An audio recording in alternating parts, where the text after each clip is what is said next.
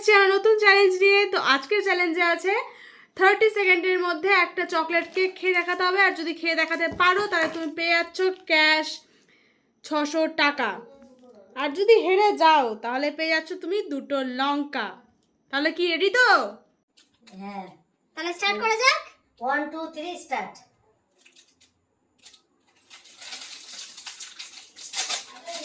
আজকে কিন্তু জিততেই হবে, বারবার হেরে যাচ্ছ।